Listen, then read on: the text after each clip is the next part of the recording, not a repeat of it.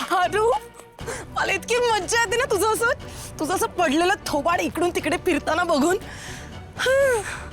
पारू, तू ना मी त्या दिवशी बघ तुला गार्डन मध्ये जे जे सांगितलं होतं ते सगळं विसरलीस बहुतेक. मला तर परत सगळं रिपीट करावं लागणार. किती एनर्जी वेस्ट होते माझी माहिती आहे हे सगळं करण्यात.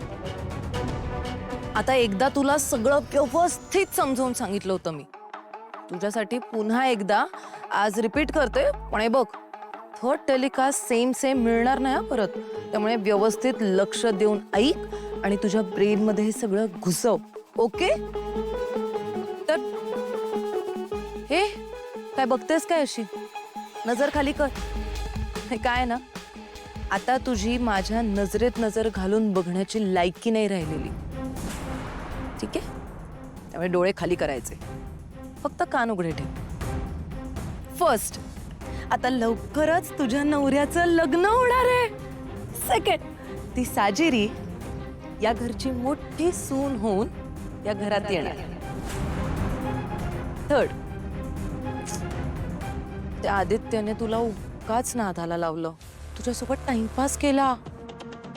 बघ ना, तुझ्यावर प्रेम आहे असं सांगून जेव्हा ऍक्च्युली बायको निवडण्याची वेळ आली, लग्न करण्याची वेळ आली, तेव्हा या घराण्याला शोभेल अशी, त्याच्या आई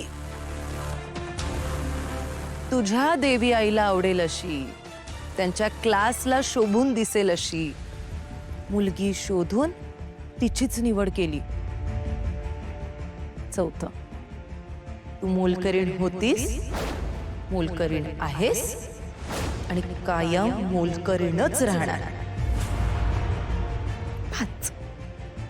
तुम्ही गरीबडे तुमची नेहमी लायकी विसरता आणि उगाच मोठमोठी स्वप्न बघत बसता आणि माझं थोबाडावर आपटता. पुढचा मुद्दा ना तर थोडासा नवीन आहे, नीट ऐका. आता ती साजिरी या घरची सून होऊन या घरात येईल, मग तुझ्यासाठी अजून एक मॅडम असणार, तुझी चमचेगिरी करायला, जी नेहमी करत असतेस ना त्या घरातल्यांची. मग पारू, त्या मॅडमची खरकटी भांडी तुला घासावी लागणार, तिचे युज्ड क्लोथ्स ते वॉश करावे लागणार, तिच्या चपला उचलाव्या लागणार. हे सगळं फक्त इमॅजिन करूनच मला किती भारी वाटतंय तुला माहितीये. जेव्हा मी प्रत्यक्षात हे सगळं घडताना माझ्या डोळ्यांनी बघेन तर बापरे बापरे, मला आता काय होईल, मी अख्ख्या बंगल्यात नाचत सुटेन. हा, फक्त मध्ये मध्ये माझा मूड थोडा खराब होऊ शकतो, कारण तुझं थोबाड दिसेल ना, तू तर बंगल्यातच असशील कायम मोलकरीण बनून. मोलकरीण बनून तरी मी या घरात राहीन, पण तुमचं काय? तुम्ही तर असून नसल्यासारखे आहात. तुमचे दिवस भरत आले दिशा मॅडम, त्यामुळं स्वतःकडे लक्ष द्या.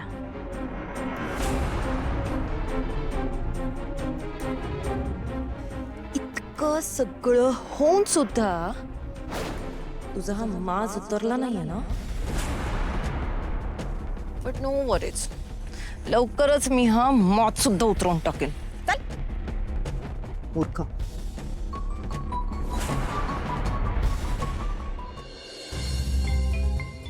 ऐक ना, इथं कोणीही एक्साइटेड नाहीये. पहिली मेहंदी मीच काढते. हा का? प्रथेनुसार सगळ्यात आधी नवरी मुलीच्या हाताला मेहंदी लागेल. त्याआधी कोणीही या मेहंदीसाठी आग्रह करू नका. तुम्ही आणि ही दिशा मिळालेल्या आहात का? पारू, औक्षणाचं ताट घेऊन ये.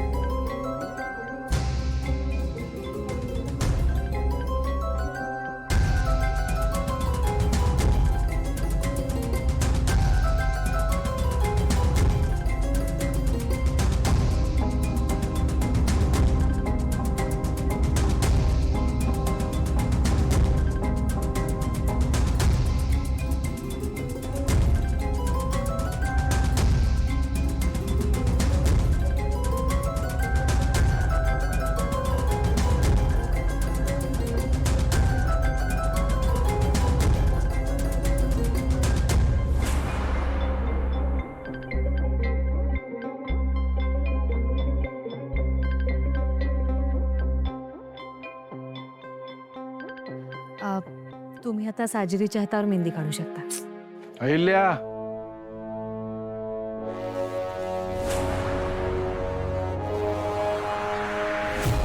मी आलोय.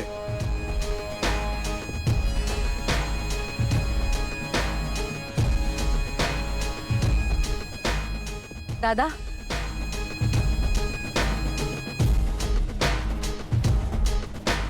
दादा, मला माहिती होतं तू नक्की येशील. माझ्या भाच्याच्या साखरपुड्याच्या मेहंदीचा कार्यक्रम आणि मामाच हजर नाही असं कसं होईल?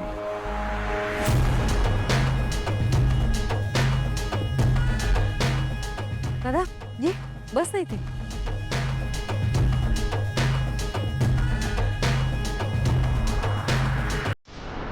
पारू,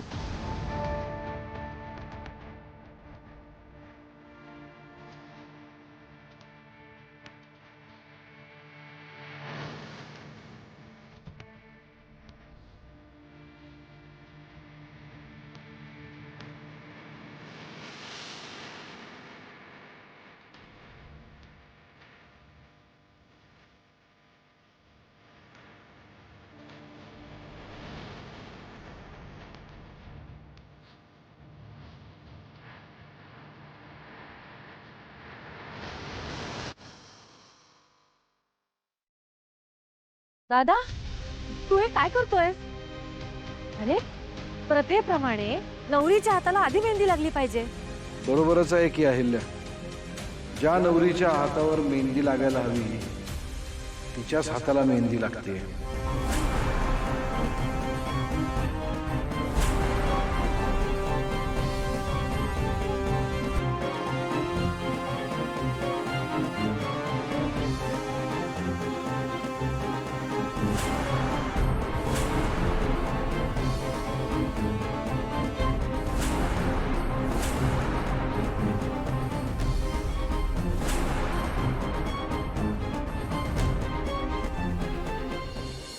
दादा,